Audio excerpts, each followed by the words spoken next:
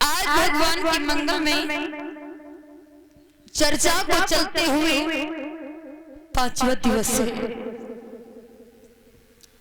आप लोगों के समक्ष में बहुत सुंदर सुंदर सी कथाओं को लेकर के चलते हैं।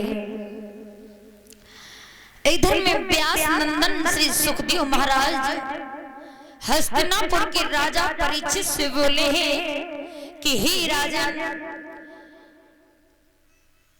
आज भगवान की कथा को चलते हुए 5वां दिवस है और आपको तो पता है कि आपको शाप लगा हुआ है कि आपको 7वें दिन तक्षक नाम दसेगा जिससे आपका प्राणांत हो जाएगा। तो परीक्षित महाराज कथा को मन बुद्धि लगा करके सुने, क्योंकि शेष 2 दिन बचे हैं।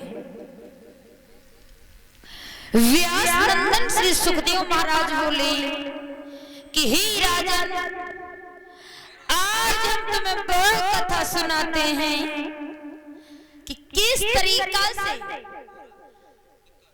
भगवान ने नरसिंह का रूप धारण करके हिरण्यकश्यप का वध किया है। बहुत सुंदर सी कथा, धार्मिक कथा, जिसको सुन करके कि हमें इससे सीख क्या मिलती है। परीक्षित महाराज, कोई भी हम कथा सुनते हैं तो उस कथा से हमें कोई ना कोई सीख मिलती है। कहां पे क्या हुआ, कैसे क्या हुआ, शंका होती है तो कथा को सुनते हैं तो शंका मिलती है। जो धार्मिक कथा को सुनते हैं कि इसमें ये होता है कि प्रहलाद ने भगवान की किस तरीके से भक्ति की और किस तरीके के भगवान के उन्होंने दर्शन पाई, जिसमें अंत में यही हमको सीख मिलती है कि जैसे प्रहलाद ने भक्ति की है, अगर उसी तरीका से हम भी भक्ति करें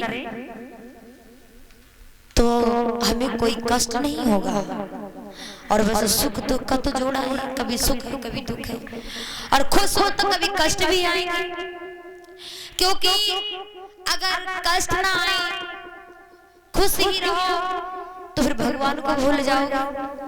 दुख इसलिए आता है क्योंकि बहुत लोग ऐसे हैं जिनको भगवान धनवान बना देता है, धन दौलत आ जाती है तो धन दौलत के घमंड में भगवान को भूल जाते हैं।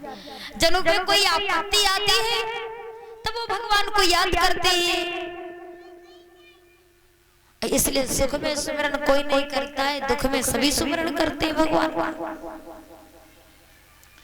सुखदेव महाराज बोले हैं राजा, जिस समय सृष्टि की रचना हुई थी उस समय भगवान ने हिरण्यकश्यप के भैया जिसका नाम था भट्ट हिरणाक्ष, उसका वध किया।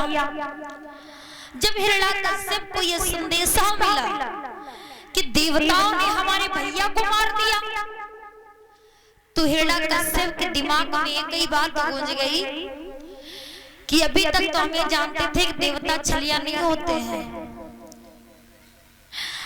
और आज मुझे यह प्रमाण मिला है कि वास्तव में देवता भी अपने भक्तों को नहीं छोड़ते हैं, उन्हें भी मार देते हैं।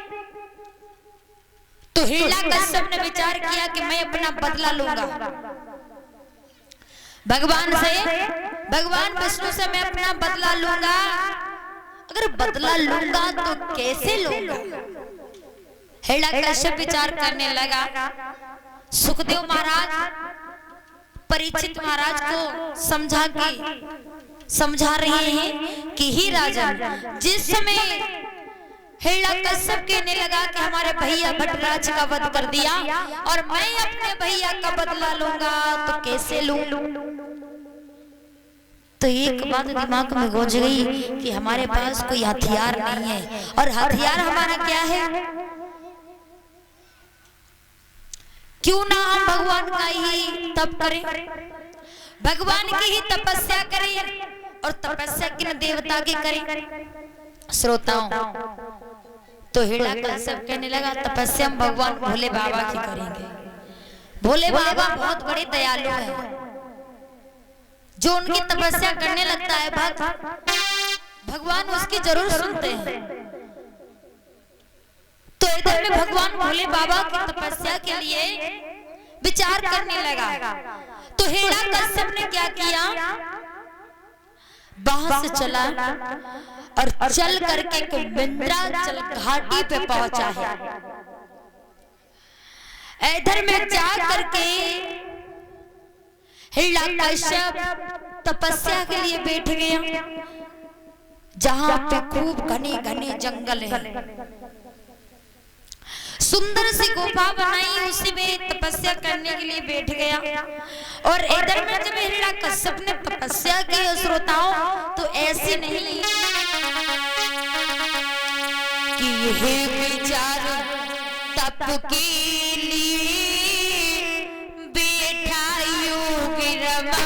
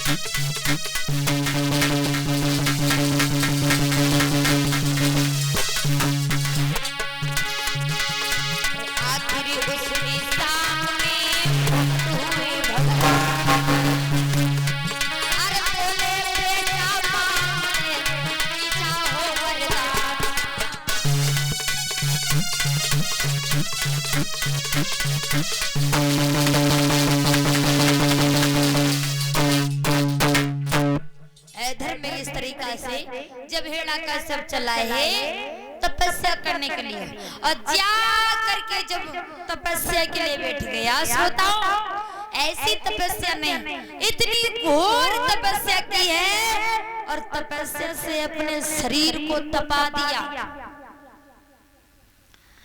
भोजन तक छोड़ दिया, जल छोड़ दिया, फल आदि सब छोड़ दिया। इतनी कठोर तपस्या की। इधर में जब हिरण्यकश्यप तपस्या करने लगा, तो उसकी तपस्या से हवा, वायु, तालाब, नदी सब सूखी गई। जब सूखा पड़ गया, तो देवताओं ने त्राईमाम भगवान विष्णु के पास में गए। त्राईमाम प्रभु, त्राईमाम मेरे प्राणों की रक्षा करो, क्योंकि हिरण्यकश्यप तपस्या कर रहा है, अगर उसको दर्शन नहीं मिले तो इस भूतल पे प्रलय आ जाएगा। इधर में श्रोताओं भगवान विष्णु कहने लगे कि हे देवताओं, तुम्हें पता है हिरण्यकश्यप किनकी तपस्या कर रहा है? भगवान भोले बाबा की। और आप सब देवता चले जाओ, भगवान भोले बाबा के पास में जाओ, और भगवान भोले बाबा से आराधना करो, उन्हें जगाओ, उन्हें सारा हाल सुनाओ। मेरे श्रोताओं, देवता वहां से चले, भगवान भोले बाबा के पास में पहुंचे। अब भगवान भोले बाबा के पास में पहुंचे, जवाब दिया त्राईमाम प्रभु, त्राईमाम मेरे प्राणों की रक्षा करो। भगवान भोले बाबा ने नेत्रों खोला, जवाब दिया देवताओं क्या है, तुम इतना शोर क्यों कर रहे हो? देवता कहने लगे प्रभु तुम ऐसे बन रहे जैसे लगता है कि आप कुछ जानते ही नहीं हो। क्या हुआ? देवता के लगे प्रभु देखो, हिरण्यकश्यप तपस्या से हवा, वायु, तालाब, नदी सब सुखा दिया, सब पशु पक्षी प्यास से व्याकुल हो रहे हैं, धीरे धीरे उनका प्राणांत हो रहा है, सब पृथ्वी पे नष्ट होता जा रहा है, और आप कहते हो क्या है? भोले बाबा मुस्कुराए, जवाब दिया इतना परेशान काहे हो रहे हो? हाँ? जवाब दिया इतना परेशान क्यों हो रहे हो? तो देवता के लगे प्रभु जाओ अपने भक्तों को पहले दर्शन दो जा करके, अगर तुमने दर्शन नहीं दिया हिरण्यकश्यप को तो प्रलय आ जाएगा, प्रलय।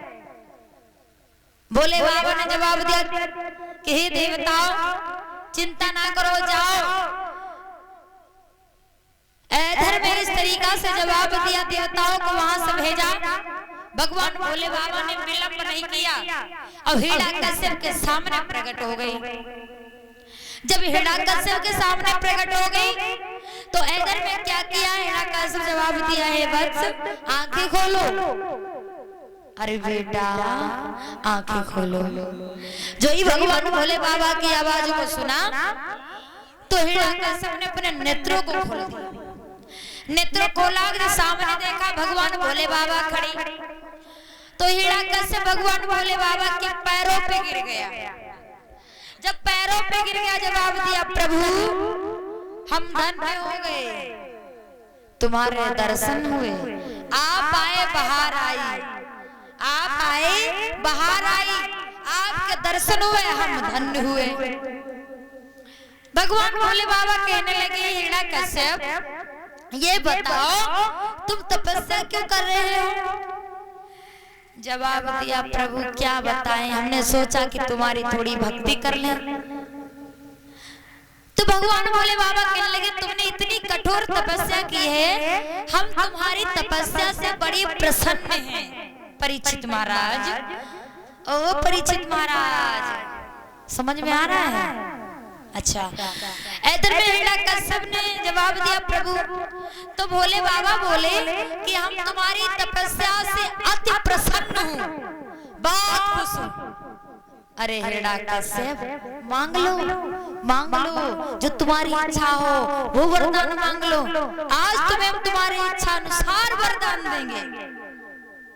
परीक्षित महाराज जब इस तरीके से जवाब दिया तो हिरण्यकश्यप विचार क्या करने लगा, अरे वाह, जब हाथ में मौका आया है तो जाने क्यों दे, हमें जिस घड़ी का इंतजार था वही घड़ी आ गई है। तो हिरण्यकश्यप कहने लगा, प्रभु हम तुमसे जो मांगेंगे वो तुम दोगे? भोले बाबा कहने क्यों नहीं, अब मांग के तो देखो। जवाब दिया, प्रभु सच कह रहे हो? हाँ हाँ क्यों नहीं, अरे आप मांगो तो। हिरण्यकश्यप कहने लगा, प्रभु सोच लेना।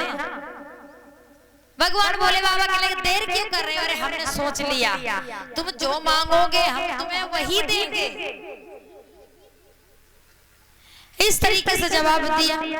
तो हिरण्यकश्यप कहने लगा, अब मौका है तो हाथ से क्यों जाने दे। तो क्या बोला,